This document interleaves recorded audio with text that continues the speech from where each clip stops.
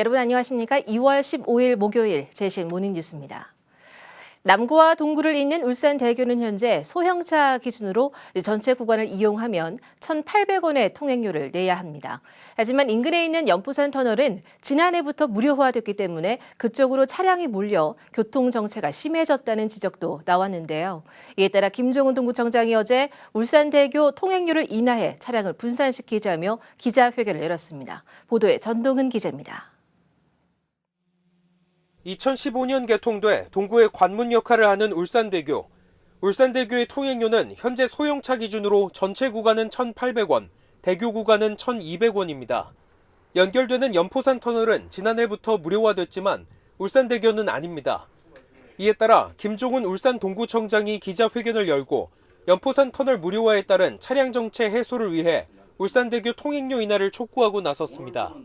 1,800원이 아니라 1,000원 정도에서 현실화해야 된다고 보고 있습니다. 지금 이제 연포산 터널로 많이 가서 차가 정체 현상이 계속되는 극심한 부분들이 대교로 이동을 하게 되면서 상당 분사 효과가 많이.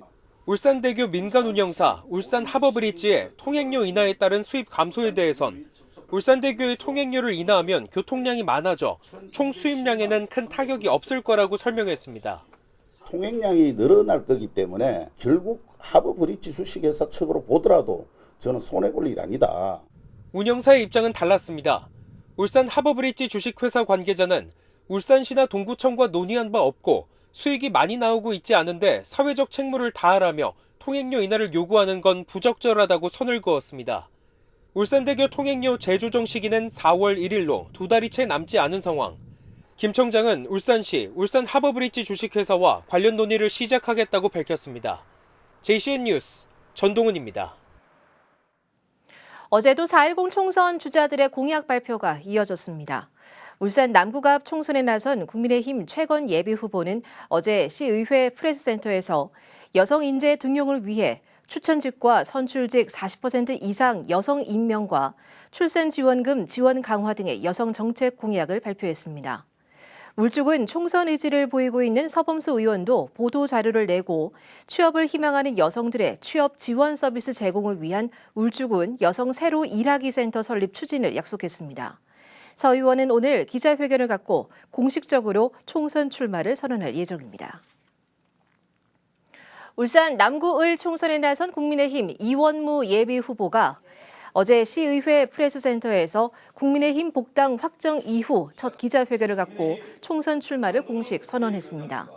이원무 예비후보는 구태 부메랑 정치 청산의 책임은 젊은 정치 신인인 자신의 몫이라며 20여 년간 남구 구석구석을 누비며 다양한 봉사와 현장 활동을 통해 얻어진 경험을 바탕으로 세대 교체를 이뤄내겠다고 말했습니다. 그러면서 조건이 동등한 모든 사람에게 동등한 조건을 보장하는 기회균등의 법칙을 울산 정치권에 깊게 뿌리내리게 하겠다고 강조했습니다. 울산시 선거관리위원회는 제22대 국회의원 선거의 정책선거 분위기 조성을 위해 유권자의 소리 정책 제안 플랫폼인 대나무숲을 운영한다고 밝혔습니다. 정책 제안 대나무숲 플랫폼은 국회의원 후보자에게 바라는 희망 정책을 온 오프라인을 통해 제안하면 됩니다. 온라인에서는 다음 달 10일까지 울산시 선관위 인스타그램을 통해 참여할 수 있으며 정책 제안자 중 추첨을 통해 100명에게 모바일 상품권을 제공합니다. 이와 함께 다음 달 10일 2시에는 태화강 국가정원 만남의 광장에서 정책 제안 메시지 작성 이벤트와 정책 선거를 염원하는 서예와 관악 퍼포먼스 공연도 가질 예정입니다. 울산시는 올 한 해 동안 청년의 꿈과 미래를 응원하기 위해서 맞춤형 청년 정책 5개 분야 82개 사업을 추진합니다. 울산시는 올해 청년 대상 신규 사업으로 신축 매입 약정형 임대주택 공급 사업에 172억 원을 투입하는 것을 비롯해 5개 지역 청년 희망주택 건립 사업 12억 원 지원 등 지난해보다 7개 사업 279억 원이 증액된 총 1,195억 원을 투입합니다. 울산시는 이를 위해 새해 들어 대학 청년지원단 직제를 신설하고 청년정책 네트워크인 울청넷을 운영해 청년정책조정위원회의 청년위원을 대폭 보강하는 등 청년정책 강화에 나섰습니다. 울산 지역 중장년층들의 실제 직장과 희망 직장 간 미스매치 현상이 뚜렷한 것으로 나타났습니다. 울산상이 인적자원개발위원회가 펴낸 울산 지역 중장년 재취업을 위한 실태 조사에 따르면 현재 직장의 고용 형태는 비정규직이 42.7%인 반면 희망 직장의 고용 형태는 정규직이 92.9%로 큰 차이를 보였습니다. 중장년들의 직장 선택 시 주 고려 항목은 임금 수준이 96.6%로 가장 높았고 그 다음이 고용 안정성 83.5%, 근무 환경 52.3% 등의 순을 보였습니다. 또 울산상인은 이번 조사에서 저출산 등에 따른 노동 인구 감소로 중장년층의 계속 고용이 불가피한 만큼 중장년층 취업 교육 등 정책 강화가 요구된다고 제언했습니다. 울산시는 공단과 원전이 밀집돼 있어 지역 특성상 각종 특수재난에 취약합니다. 이런 특수재난에 효율적으로 대응하기 위해서 울산소방본부가 특수대응단을 새롭게 창단했습니다. 박영훈 기자가 보도합니다. 최근 몇 년 새 대규모 화재와 폭발 사고 등 각종 특수재난이 잇따른 울산시. 울산시는 공단과 원전이 밀집돼 있어 특수재난에 특히 취약합니다. 지난 2022년 발생한 S-오일 폭발 화재가 완진까지 20시간이 넘게 걸렸듯 특수재난은 일반 사고보다 대응이 어려워 전문 장비와 인력을 활용한 대응이 중요합니다. 이에 울산소방본부는 각종 특수재난의 효율적 대응을 위해 남구 석유화학공단 일원의 특수대응단을 새롭게 창단했습니다. 대규모 화재, 테러, 화학사고 등 특수사고 발생 시 시민의 생명과 재산을 지키는 데 중추적인 역할을 수행하는 특수재난 전문 대응기관입니다. 지난 2016년 설립된 특수화학구조대가 직할구조대로 이름을 바꿔 특수대응단으로 편입됐고 119 항공대도 함께 편입됐습니다. 특수대응단은 소방헬기를 포함한 각종 기동장비와 첨단 구조장비 등을 활용해 대규모 화재와 원자력, 화학사고 등 각종 특수재난 대응 지원에 나서게 됩니다. 기존에 들어오는 줌 기능이 조금 약한데 현재 보이시는 거는 400배 줌까지 가능해서 높은 고도에서도 인명을 정확하게 찾을 수 있는. 이 밖에도 매몰자를 구조하고 피해를 최소화하기 위한 다양한 장비가 운용되고 음파 탐지 기능을 가진 수중 드론과 대용량 방수차 등 첨단 장비가 향후 추가로 도입될 예정입니다. 새롭게 창단된 특수대응단이 각종 특수재난에 취약한 울산시의 안전 대응 수준을 높일 수 있을지 주목되고 있습니다. JCN 뉴스 박영훈입니다. 재개발 관련 업체로부터 금품을 받고 가족과 지인 등의 명의로 조합원 분양권을 취득한 전 지역주택조합장에게 실형이 선고됐습니다. 울산지법 이대로 부장판사는 어제 특정범죄 가중처벌법 위반 등의 혐의로 기소된 울산의 한 지역주택조합 전 조합장 60대 A씨에게 징역 3년 6개월과 벌금 6천만 원을 선고하고 5,400만 원의 추징을 명령했습니다. A씨는 지난 2004년부터 2,600여 세대 규모의 주택 재개발 사업을 하면서 특정 건설사에 160억 원 규모의 초등학교 신축 공사를 수의 계약으로 맡기고 아파트 시공사로부터 입찰 보증금으로 받은 3억 원을 빼돌려 개인 용도로 사용한 혐의로 재판에 넘겨졌습니다. 또 가족과 지인 등의 명의로 위법하게 조합원 분양권을 취득한 혐의도 받고 있습니다. 법원은 A씨의 공범으로 함께 기소된 재개발 사업 정비업체 운영자 B씨에게도 징역 3년에 집행유예 5년과 벌금 6천만 원을 선고하고 600만 원의 추징을 명령했습니다.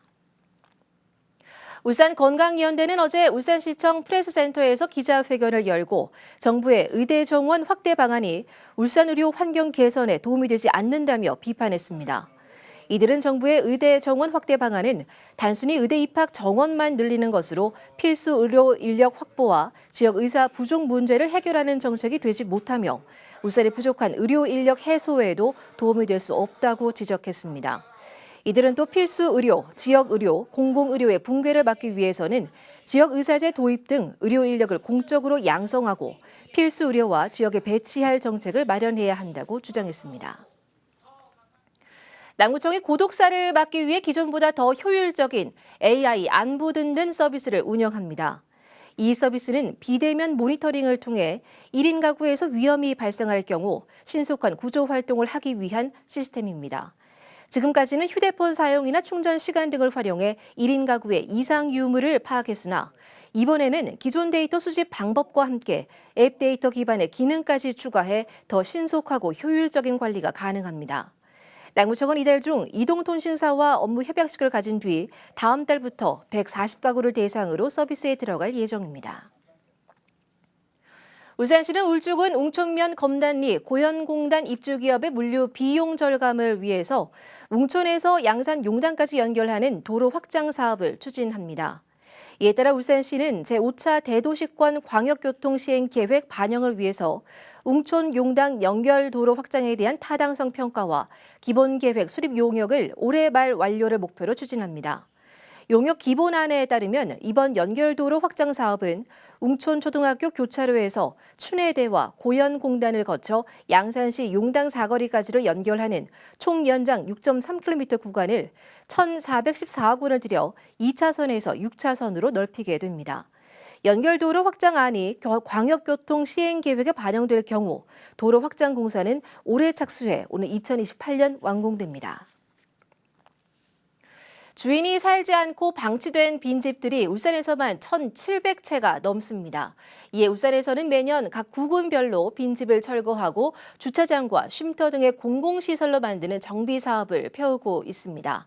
올해도 빈집을 정비하기 위한 사업이 진행된다고 합니다. 라경훈 기자가 보도합니다. 무너져 내린 외벽에 벗겨진 지붕. 문은 뜯겨 있는 채로 집 앞에는 어느새 잡초들이 무성하게 자라 있습니다. 이곳은 주인이 살지 않고 수년째 방치돼 있는 빈집입니다. 짐승이란 짐승 나옵니다. 그러니까 일로 막 지 새끼도 우리 막 집 옆으로 이렇게 들어오고 정신이 없어요. 제발 이거 좀 어떻게 처리 좀 됐으면 좋겠어. 이와 같은 빈집은 현재 울산에서만 1,794곳. 방치되면서 각종 범죄 장소로 이용되거나 악취 등으로 주민들에게 피해를 주고 있습니다. 울산에서도 이 같은 문제를 해결하기 위해 매년 빈집 정비 사업을 펴고 있습니다. 여러 사람들이 옹기종기 앉을 수 있을 만한 크기의 평상과 의자. 이곳은 마을 주민들의 휴게 쉼터입니다. 이곳은 원래 빈집이 있었던 공간이었지만 지난해 철거된 이후 새로운 주민 쉼터로 재탄생했습니다.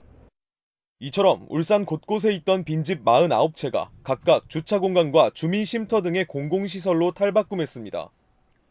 울산시는 올해도 2억 4천만 원의 예산을 확보해 각 구군별로 배정한 뒤 순차적으로 신청을 받아 정비 사업을 시행할 계획입니다. 올해 사업은 4월까지 빈집 소유자로부터 사업 신청을 받아서 건축 심의로 사업의 시급성 등을 검토하여 대상을 선정한 후 빈집을 철거하고 해당 부지에 주차장 또는 쉼터 등을 조성하여 주민들에게 제공할 계획입니다. 방치된 빈집을 공공시설로 탈바꿈하는 빈집 정비 사업. 안전사고를 예방하고 도시미관을 정비하는 또 다른 해결 방법으로 정착되고 있습니다. JCN 뉴스 라경훈입니다. HD현대가 한국과 호주, 일본의 주요 기업과 협력해 글로벌 수소 운송 시장 선점에 나섭니다. HD현대의 조선 지주사인 HD한국조선해양은 최근 일본의 글로벌 선사 MOL과 액화수소 운송 밸류체인 개발 협력 양해각서를 체결했습니다. HD한국조선해양은 이에 앞서 지난 2022년부터 호주 우드사이드 에너지와 현대 글로비스가 손잡고 액화수소 해상 밸류체인 솔루션을 공동 개발해 온 데 이어 이번에 MOL과 협약을 체결함에 따라 글로벌 수소 운송 사업 모델을 더욱 고도화할 수 있을 것으로 기대하고 있습니다. 지난 9일 새벽 동구 화정동 일대에서 열쇠가 꽂혀있는 오토바이를 훔쳐 달아난 10대 남학생 2명이 동구 CCTV 관제센터 관자원의 신고로 경찰에 붙잡혔습니다. 경찰은 관자원의 신고를 받고 출동해 일대를 수색하던 중 2시간 만에 10대 2명을 현장에서 붙잡아 특수절도와 무면허 운전 혐의로 입건해 조사하고 있습니다. 울산의 한 대학교 운동부 감독이 소속 여성 선수를 성추행한 혐의로 구속됐습니다. 울산 모대학교 운동부 감독인 40대 남성 A씨는 지난해 9월과 10월 소속 선수인 10대 여성 B씨를 자세를 가르쳐준다며 껴안거나 신체를 쓰다듬은 혐의를 받고 있습니다. 또 선발 출전 명목으로 지위를 이용해 방으로 부르거나 차에 태우는 등 위력을 행사한 혐의도 받고 있습니다. A씨는 성폭력 처벌법 업무상 위력 등 추행 혐의로 지난달 구속돼 조사 중이며 해당 대학은 A씨를 해임했습니다. 전국 플랜트 건설 노동조합 울산 지부는 어제 울산 고용노동지청 앞에서 기자회견을 열고 플랜트 건설 현장에 외국 인력 도입을 반대한다고 밝혔습니다. 이들은 그간 플랜트 산업시설은 국가 중요 시설이자 보안 시설로 중대 사고 예방을 위해 외국 인력 고용을 불허해 왔다며 그러나 현 정부가 플랜트 건설 현장에 외국 인력 도입을 추진하면서 각종 우려가 커지고 있다고 강조했습니다. 또 외국 인력 고용을 확대할 경우 국내 플랜트 노동자들의 일자리가 사라지게 된다며 외국 인력 도입 시도에 맞서 투쟁하겠다고 덧붙였습니다.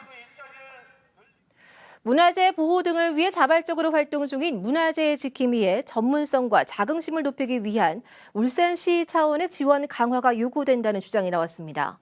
울산시의회 김동실 의원은 울산시에 대한 서면 질문을 통해서 최근 경복궁 담장과 울산 대왕암 바위 낙서 등 전국적으로 문화재 훼손 사건이 빈번하게 발생하면서 문화유산에 대한 인식 전환과 문화재 돌봄에 대한 필요성이 대두되고 있다며 이같이 주장했습니다. 김 의원은 이에 따라 울산에서 활동 중인 150여 명의 문화지킴이에 대한 효율성과 전문성을 높이기 위한 지원이 강화돼야 한다고 지적하고 울산시의 지원 방안과 대책 등을 요구했습니다. 울산시는 산업활동을 하는 모든 사업체를 대상으로 16일부터 다음 달 12일까지 2024년 사업체 조사를 실시합니다. 지난 1994년부터 매년 실시돼 올해 31회를 맞이한 사업체 조사는 전국 17개 시도에서 동시에 실시하는 국가 승인 통계로 정부 정책과 연구의 기초 자료로 활용되게 됩니다.